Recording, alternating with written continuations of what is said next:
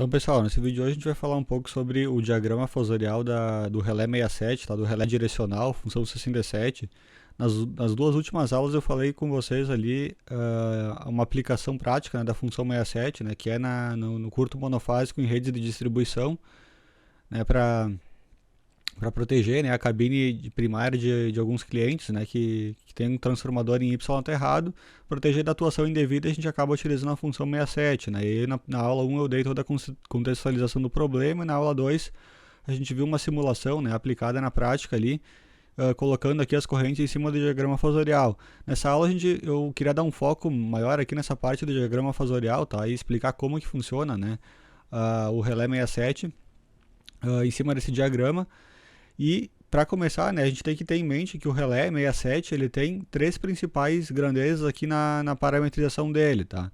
Os relés digitais hoje eles permitem ali uma ampla gama de parâmetros, né, eles são bem mais flexíveis que os relés eletromecânicos, e esses três aqui são as grandezas principais que a gente tem que observar, né, na hora de parametrizar, né, ou programar um relé digital, que é a grandeza de polarização, a grandeza de operação e o ângulo de máximo torque, tá? O parâmetro também conhecido como AMT, ângulo de máximo torque.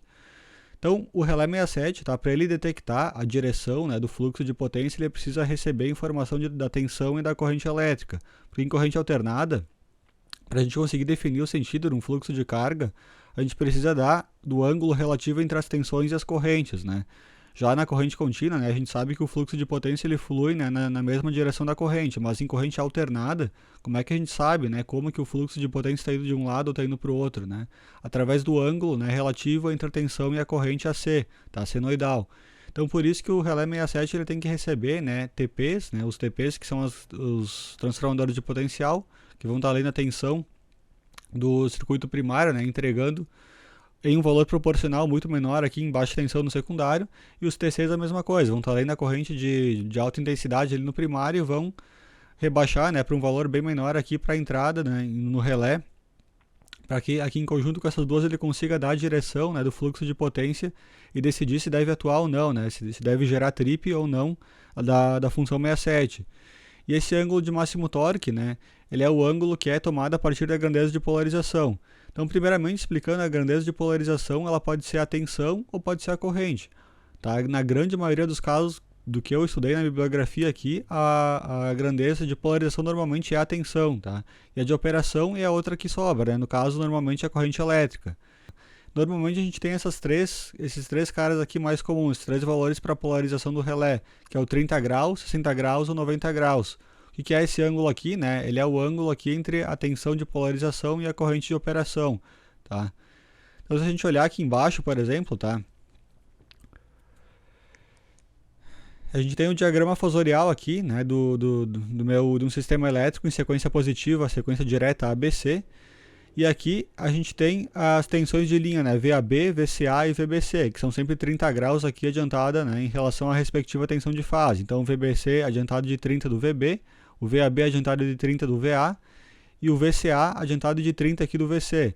E isso aqui está em posição zero. Então, aqui a gente tem o 0 graus, que é a nossa referência aqui do diagrama fosorial. Então, isso aqui está em 0, isso aqui está em 120 e isso aqui está em menos 120, né, que é a tensão VB. O que acontece aqui, ó, se eu trabalhar aqui com 90 graus, tá? Se eu quiser escolher essa polarização aqui, que é a mais comum, tá? Já adianto para vocês que é a mais comum que a gente vai utilizar, inclusive nessa aula aqui, essa aqui de 90 graus, eu preciso que a minha grandeza de polarização ela fique a 90 da minha grandeza de operação. Vamos supor que a gente está olhando primeiro para a fase A, tá? Vocês podem ver que aqui nos três casos tem a corrente A, a gente está olhando aqui para a grandeza de operação aqui da fase A, esquecendo um pouco a fase B e C. Então vamos olhar para a fase A, aqui a tensão, como é que eu consigo uma tensão aqui que esteja, né, a 90 graus aqui da corrente A? Se a gente olhar aqui para o nosso diagrama, né, e a gente faz uma suposição, né, que a corrente que a gente está olhando de operação de cada fase, ela está exatamente em fase com a tensão de fase respectiva, né, então a tensão VA está em fase aqui com a corrente A, né, fator de potência unitário, que é um chute inicial que a gente vai dar aqui, embora na prática essa corrente ela possa estar em qualquer outro ângulo, né, mas a gente começa a supor em ângulo zero, e aí os 90 graus eles vêm daqui, ó. Para mim conseguir uma grandeza de polarização que seja 90 graus, eu vou utilizar a tensão VBC, porque aqui no diagrama é a única tensão aqui que está a 90 graus dessa tensão VA. Então eu vou utilizar a tensão VBC.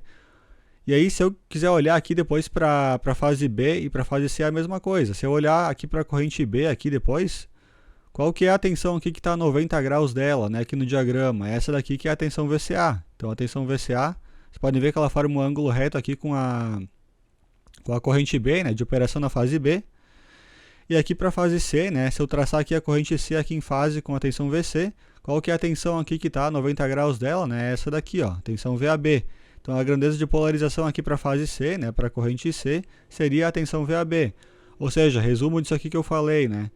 A gente vai pegar sempre a tensão, a corrente elétrica numa fase e a tensão nas outras duas. Então, se eu estiver falando da fase A, corrente A, eu vou pegar a tensão nas outras duas, que é a tensão VBC, tá?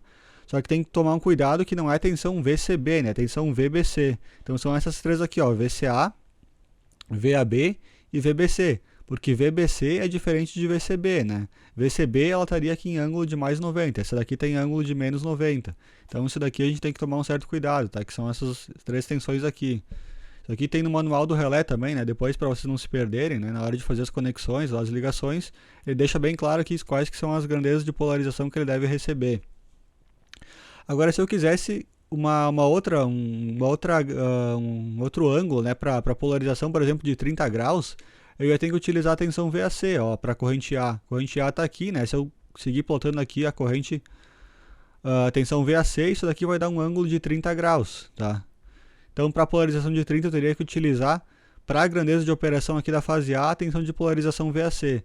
Agora, se eu quisesse uma polarização de 60 graus, né? Essa daqui, como é que eu consigo isso daqui para a fase A, né? Para a corrente A, eu teria que utilizar essa soma fasorial aqui, VBC mais VAC, tá?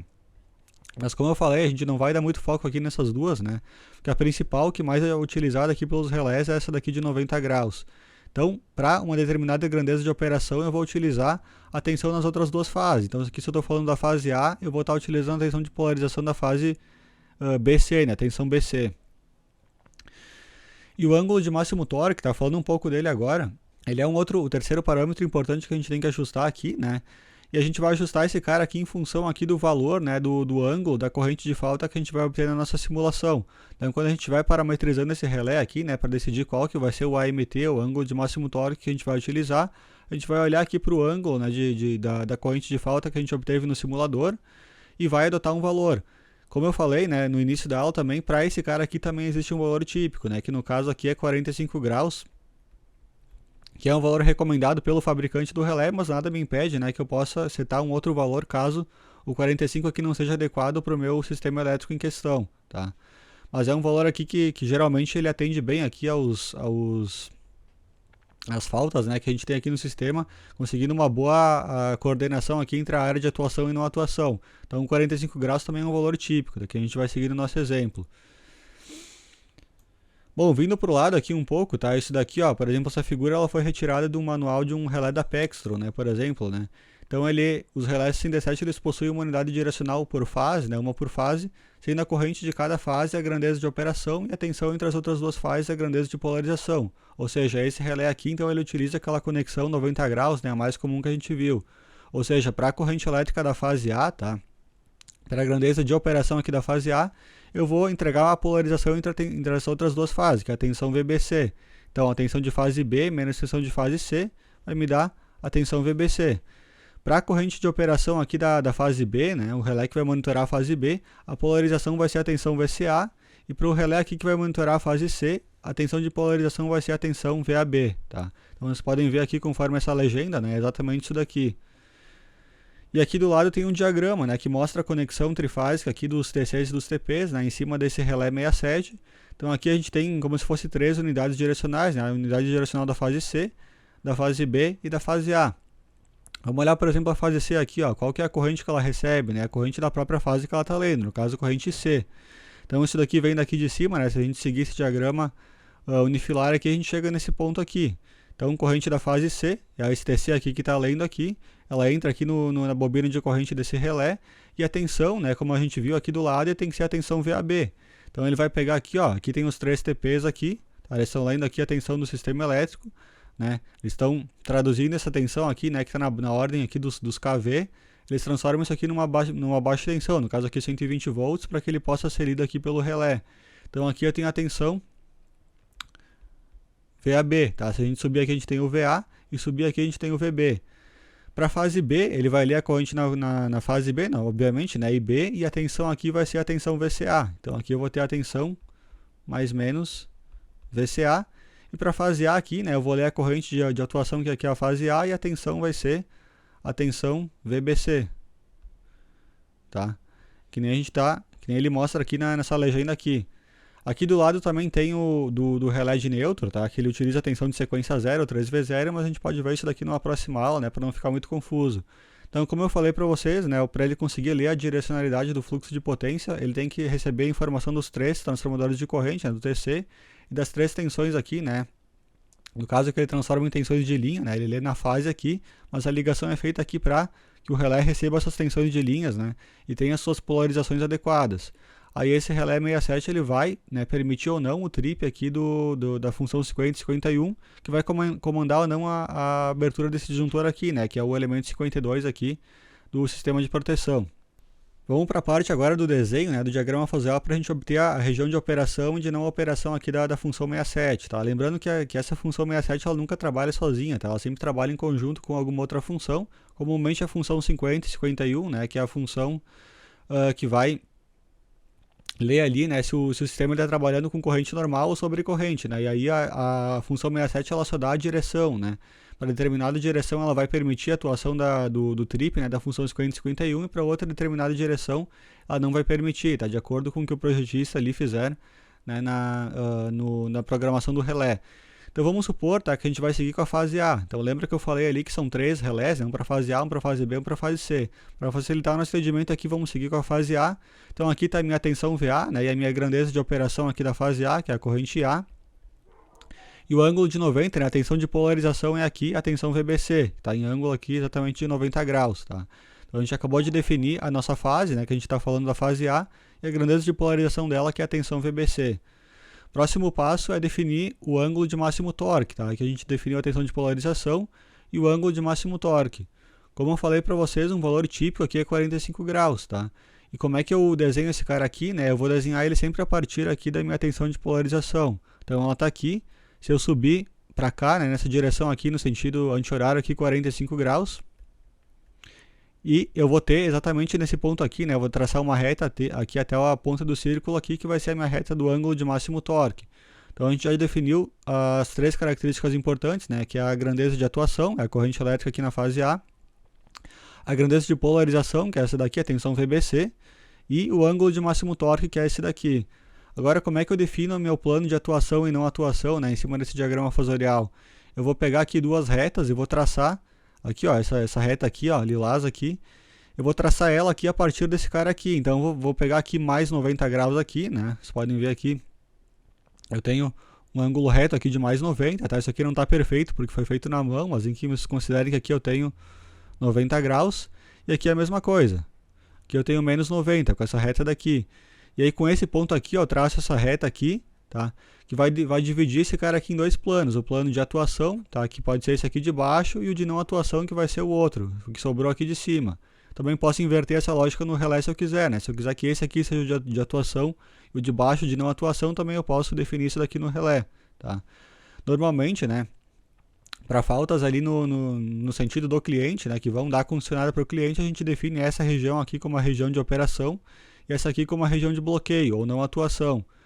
Então é a partir disso daqui, né, com esse desenho aqui, que a gente consegue então vir com as nossas correntes elétricas da simulação, né, que a gente tem lá, por exemplo, no Anafaz ou algum outro simulador de corrente elétrica da vida, né, de curto-circuito, e a gente coloca essas correntes aqui com o módulo e o ângulo dela e verifica, né, se na nossa parametrização, se o nosso ângulo de máximo torque aqui, né, que definiu, que dividiu isso daqui em dois planos de atuação e de não atuação, se ele foi uma boa escolha, né, ou se a gente vai precisar, né, reajustar esse ângulo de máximo torque para que as correntes fiquem, né, de acordo com o que a gente está projetando na proteção, né. Então, para que uma corrente elétrica gere trip no relé, ela tem que ficar abaixo dessa parte aqui, ó, por exemplo, tem que cair dentro desse quadrante aqui. Se ela cair aqui em cima, o relé não vai gerar trip, né, e não vai permitir a função 50 e 51 atuar, que nem a gente viu ali nos exemplos da aula passada, né. Então, por isso que é importante que vocês assistam, né, a aula passada. E se caso tenha ficado alguma dúvida aqui, pessoal, vocês podem deixar nos comentários, tá? Então, nessa aula eu vou encerrar por aqui. Deixa o joinha no vídeo, então até a próxima aula. Obrigado, valeu!